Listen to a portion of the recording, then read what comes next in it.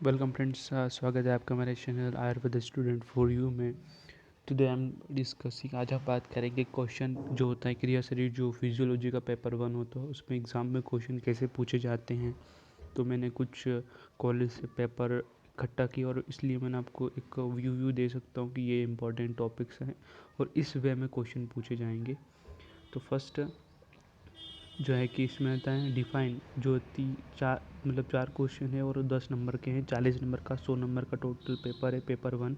ठीक है, उसमें से 40 नंबर के शो इजी और उसके बाद 30 मार्क्स के ये और 30 मार्क्स के ये। ठीक है, तो देन हम बात करते हैं first, define respiration, it's mechanism, explain the exchange and transport of gaseous in respiration. काफ़ी बड़ा है, कम से कम 4 से 5 पेज में इसको लिखना पड़ेगा आपको।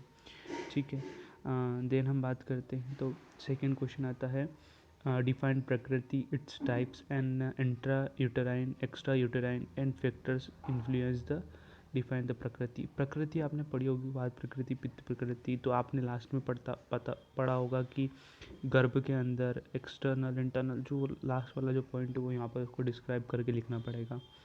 एक्सप्लेन डिटेल अबाउट द दोषा, धातु, मल इन डिटेल। आपको तीनों दोषों के बारे में बताना है, धातु के बारे में बताना, मल के बारे में बताना, डिटेल में वो भी कि 3 दोष है तो इसके गुण है, कर्म है, ये सारी चीज़ें। Explain the importance of vitamin mineral in day to day life. ये हमको थोड़ा सा ये थोड़ा सा आपको सिलेबस में नहीं मिलेगा। सिलेबस में है विटामिन मिनरल, बाकी डे टू डे लाइफ में आपको ये थोड़ा सा हट के टॉपिक है तो इसको पढ़ना पड़ेगा आपको। Aetiological factors responsible for the दोष वृद्धि एंड क्षय। ये क्या है, दोष वृद्धि और क्षय के लक्षण क्या है। ये एंटायर नर्वस सिस्टम, ये आपको बताना पड़ेगा। होम्योस्टेसिस क्या होता है और इट्स मैकेनिज्म, ब्लड क्लोटिंग वाला ही है। एंड देन अवस्था पाक इन डिटेल, जो कि आपने अवस्था पाक जो एक टॉपिक है सिलेबस में पढ़ा होगा।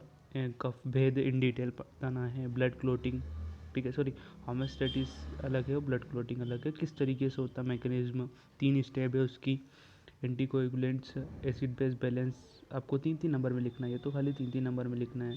ठीक है, और स्वास्थ्य प्रकृति क्या होती है, उसके जो टाइप्स होते हैं, जो अशुर टाइप होता है या फिर जो जो उसके टाइप होते हैं वो लिखने। Explain the respiratory volume in detail, जो वॉल्यूम्स होते हैं। ठीक है, and function and types of haemoglobin, iron वाला पार्ट और ग्लोबिन वाला पार्ट होता है। डिफिकेशन रिफ्लेक्शन आपको बताना है। Define and types of cost, cost के टाइप्स बताने कि कोस्ट 3 टाइप के होते हैं, मृदु cost, crude cost. Metabolism of carbohydrate बताना। एनीमिया के टाइप्स बताने, कितने टाइप्स के होते हैं, 4 टाइप्स, 2 टाइप्स के होते हैं, टियोलॉजिकल और वो वाला। एंड डिफाइन द शारीर एंड शरीर, दोनों की डेफिनेशन आपको देनी है। ठीक है, ये था अभी तक के लिए। देन हम सेकंड पेपर में देखते हैं, उसमें आपको बताएंगे प्रकृति, फिर वही दोस्तों, तो वही इंपॉर्टेंट है प्रकृति। क्रियाकलाप का वर्णन कीजिए। ठीक है, क्रियाकाल, क्रियाकाल जो होता है वो आपने पढ़ा होगा, किस टाइम क्या खाना चाहिए, क्या नहीं खाना चाहिए, वो वाला। ठीक है, उसके बाद mechanism of gut in detail. ठीक है, उसके बाद describe the transport of various substance in across the cell membrane. Cell membrane वाला फर्स्ट टॉपिक है सिलेबस का पेपर 1 का। बाद 200 सामान्य कर्म, ये आप संग्रह में पढ़े। आहार विधि विधान विशेष चेतनानी, जिसमें आपको कुछ जैसे कि उष्ण आहार खाना चाहिए, धीरे धीरे नहीं खाना चाहिए, जल्दी नहीं खाना चाहिए। विटामिन डी का फंक्शन आपको बताना है। कोस्ट वो अभी पहले वापस रिपीट हो चुका है, टाइप्स क्या क्या होते हैं उसके। हाइपोक्सिया, ये रिस्पायरेशन वाला टॉपिक में आता है, हाइपोक्सिया कंडीशन होती है। ठीक है, देन सेलिब्री ग्लैंड्स के फंक्शन क्या फंक्शन करते हैं। डिफाइन द वेंटिलेशन, ये भी रिस्पायरेशन का एक टॉपिक है।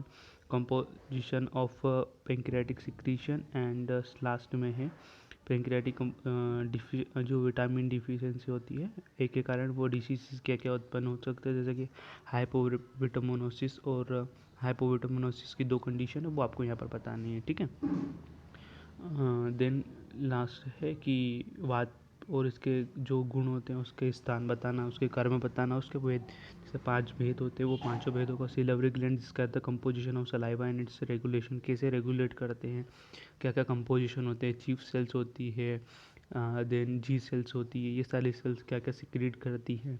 ठीक है, डिफाइन एंड क्लासिफिकेशन ऑफ आहार एंड एक्सप्लेन विधि विधान विशेष चेतनानी एंड आहार, ये आपको करना पड़ेगा। देन इसके बाद intellectual function of the brain and like the learning memory, ये आपको ब्रेन वाले नर्वस सिस्टम में मिलेगा। स्व श्वास प्रश्वास प्रक्रिया है ना, ये वाला आपको रेस्पायरेशन का जो अरविंद टॉपिक है वहाँ मिलेगा 5 नंबर के लिए। श्लोका लिखना, बस मीनिंग लिखना, उसके अलावा कुछ नहीं लिखना है इसका।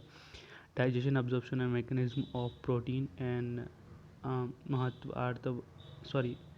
महत्व ऑफ अग्नि, अग्नि क्यों जरूरी है।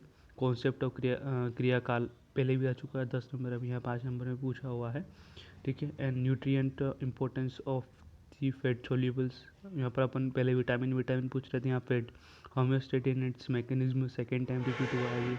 एसिड बेस बैलेंस और अवलंबक कफ क्या आता है। अवलंबक कफ का श्लोका कई लोगों से याद नहीं होता, बाकी इसलिए उसको देते हैं एग्जाम में, क्योंकि याद नहीं हो पाता श्लोका, इसलिए उसको अटका के रखते हैं।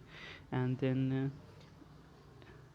एस्फाइजिया की ओक्योर्स कैसे होता है ये हाइपोक्सिया के बाद वाली कंडीशन है। रिस्पायरेशन में स्रोतस ईसीजी, ईईजी को ईसीजी करते हैं। एंड ब्लड फ्लो रेगुलेशन क्या होता है, नर्वस सिस्टम क्या होता है, डिफाइन विपाक एंड प्रकृति, ठीक है। देन लास्ट जिसका है कि कफ की निरुक्ति और उसके वो अवस्थापाक, श्वास प्रश्वास प्रक्रिया करनी है आपको। देन हाइपोथैलेमस के जो फंक्शन है वो लिखना है। क्रियाकाल प्रस्ताव जिसमें आपको बताना है कि कब खाना चाहिए कब नहीं खाना चाहिए। मानस प्रकृति के प्रकार, जैसे कि 3 प्रकार होते हैं, वात पित्त कफ, इनके बारे में लिखना है आपको। अग्नि के कार्य को समझाइए कि अग्नि क्या फंक्शन करती है। नर्वस सिस्टम और फंक्शन ऑफ पेंक्रियाज लिखना है। फंक्शन ऑफ विटामिन बी लिखना है, विटामिन डी पूछा था, यहाँ vitamin D. Composition of gastric juices, ठीक है। नेक्स्ट में आता है एसिड बेस बैलेंस पूछा है, सेल मेम्ब्रेन एंड एपेक्सियास एंड विटामिन ए की डिफिशियंसी से 2 हाइपर विटामिनोसिस एंड हाइपोविटामिनोसिस विपाक। एंड पित्तधरा कला, जो आपने 7 कलाएँ पढ़ी होगी, वो उसमें से पित्तधरा कला क्या है, ठीक है। उसके बाद रिलेशन बिटवीन द पंचमहाभूत एंड त्रिदोता, बहुत सिंपल है। एंड षड धातुआत्मक पुरुष को समझाइए और मानस दोष समझाइए को। मेरी डिवाइस है आप सबको कि ये आपने कर लिया है, बाकी इसको यदि एग्ज़ाम में चाहिए नंबर तो ये तो ठीक है, उसके साथ साथ आप सिलेबस के जो पॉइंट हैं उनको भी एक एक बार देख ले, क्योंकि सिलेबस के पॉइंट ही पूछे जाते हैं एग्ज़ाम में, अदर टॉपिक नहीं आता है, ठीक है। एक आध क्वेश्चन ऐसे पूछते हैं कि जो फिर उसी से ही जो नंबर है वो होंगे, ठीक है। तो थैंक यू वेरी मच। ये आपका पेपर 100 नंबर का आने वाला है, होप करता हूँ 50 नंबर का आप इसमें से बैठ जाएं। Thank you very much.